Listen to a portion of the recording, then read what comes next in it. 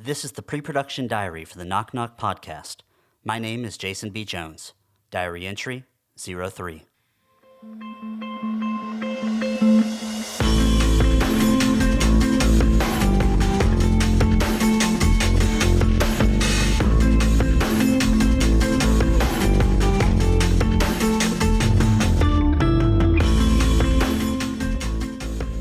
Something I wanted to do with these diary entries was give some visibility to the team that's helping me behind the scenes. I think as a podcast listener, I kind of had this unfair assumption that the host was the podcast. And while certainly that's true, that the host is the voice, as I've learned, it takes a village in order to be able to do this behind the scenes. So part of these diary entries, I wanted to just have really short interviews with this team that I've put together. I have some absolute rock stars that are helping me, and I just wanted you to hear a little bit from them.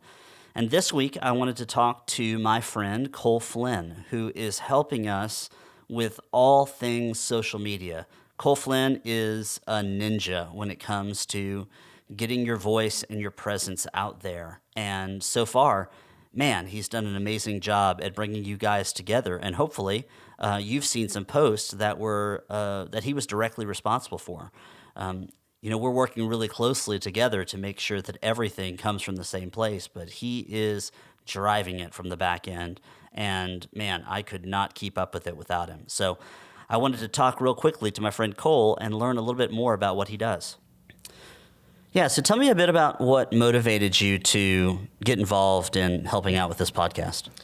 Yeah, so I think when you first brought it up that you were doing this true crime podcast, especially about one of your family members, it obviously piqued my interest from just a listener standpoint first. Right. And then, as we started getting to talk about podcasts we liked, we both liked about Up and Vanished. We both dove in with Serial. I like other podcasts like Self-Help, like Self-Made Man, or even preaching podcasts, sermons. True crime, though, is something that my wife and I both really love for road trips, especially. So when you mentioned it, I was like, yeah, that sounds awesome as a listener, right? But on the other side of things, I do marketing and social media. I've been doing social media for 6 years at this point, and mostly for music, in the music industry for artists. But I love expanding my skill set. I love taking on new things, and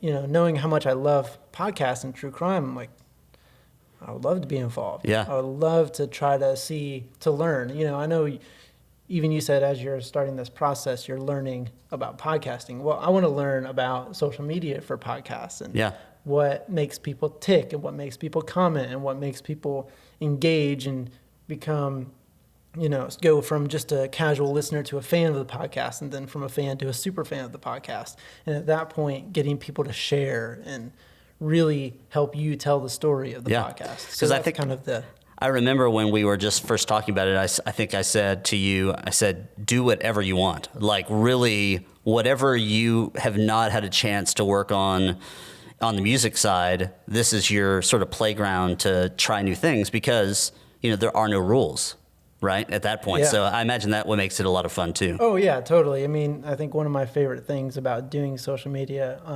on some projects, obviously, is make it up as you go along. Yeah. See what works and see what doesn't. Correct as you go. Right. I think that's the fun part about social media, and especially as it's changing every week. Everybody has to do that. Anybody who's in the social media game is changing all the time.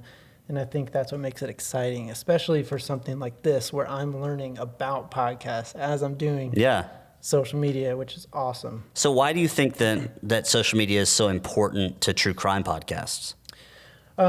Specifically for the community. I know that a lot of, like, for instance, Up and Vanished, Serial, a lot of those have, Q&As. They have people commenting not only on the podcast itself on air, but on social media, and everybody wants to know answers. And I think accessibility is something that is huge for social media, for a brand, any kind of brand or content like Knock Knock Podcast is, accessibility for the audience is key. If the audience doesn't feel like they can get in contact with you or someone on your team, then, it's fun to listen to the story and to get involved with the case. But if I don't feel like I can connect with you and get your thoughts or share my thoughts with you on any level, then it's very surface level relationship, surface level community. It's not community at that point, right? So I think for true crime podcasts specifically, that community on social media is important on any of the platforms, Facebook, Twitter, YouTube, Instagram, because that community can help you, right? That community, and that I think you've mentioned that even in videos you've done already, is that community is going to help you find answers. It's going to help you get closer to what you're looking for. Yeah, and I think that for podcasts specifically, there's something unique about it. I mean, you literally have a news cycle. So you have an episode and it comes out, and then between that episode and the next episode, there can be people that are posting on socials that are actually giving you questions or input, or positive or negative input, could give you leads or tips or new directions for you to go in, and you can in real time respond to that in the next episode. And you're sort of you're the tip of the spear as connecting with those people in real time. Right. So I mean, for instance, when you first launched, you also launched with a GoFundMe, right? First feedback from some family members. I feel like people saw that, right? But also you've had feedback from other people you don't know. Going back a little bit, one of the reasons I was interested in working with you on this podcast in the social media space is because I love that you're doing this for your family. You're doing this to find an answer on something that changed your life at 10 years old, right? Yeah. That your intention is to bring something positive out of this, not to get rich, not to make money, not to become this famous podcaster, right? So one of the feedbacks was specifically on social media originally from a family member and other people. They're like, oh, maybe the GoFundMe doesn't say that. Maybe the GoFundMe doesn't say how great your intentions are about this. Not that it said negative intentions, but people take things different ways. And I think that's something great about social media. You can automatically see how people are taking what you're saying. Yeah. Being so ingrained in it, you have your outlook on it. Somebody on social media across the country may not have that same outlook. And that's what's great. In real time, you can find out, oh, that doesn't look the same to that person as it does to me. So, and that goes back to that whole thing. And that's what everybody does on social media. You correct as you go. Yeah, it's interesting. You bring up I think that as a team, the whole GoFundMe thing was a dramatic, we had meetings, like we had Skype sessions where we were like, okay, how do we handle this? And I think that all of that is really good and positive. I think it's because, and we wouldn't have known that had we not had that real-time feedback for us to say, listen, if this GoFundMe campaign to help pay for expenses is perceived as capitalizing or like making light of this tragedy, then man, we can do it without this. Let's just punt the GoFundMe account, and because the podcast is so much more important than people getting hung up on something so trivial.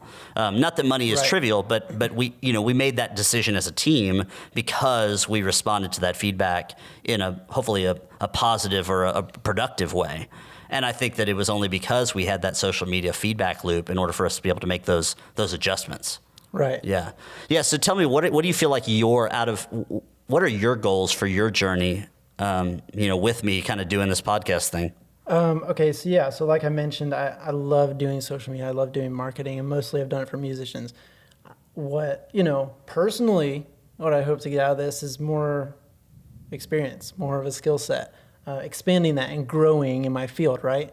But in helping you, I want to help find answers. I want to help bring this community together. Yeah. I think one of the things about any kind of social media manager that does it for any kind of brand or business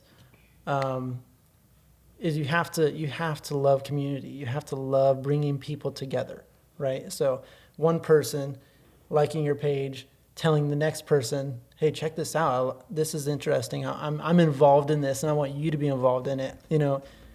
I think that's what I'm personally hoping to achieve along this journey. Like, I want to see that community build. This episode has been made possible by Susan Reeves. Thank you so much for your love and support. Also, special thanks to the Knock Knock team, Chris and Lacey from Swell Story Media, Rebecca Jones, Jason Adams, Simon Jones, Cole Flynn, and Colleen Jones. You guys are rock stars. Thank you so much for all that you do. Be sure to connect with me on Facebook, Twitter, and Instagram at Knock Knock Pod. There you can ask me questions, leave your comments, or just say hi. Also, make sure and share our website, Knock Knock Podcast, with your friends and family. Full episodes will launch in September, and we'll be back next week with a new pre-production diary entry. Thanks again for subscribing to the Knock Knock Podcast.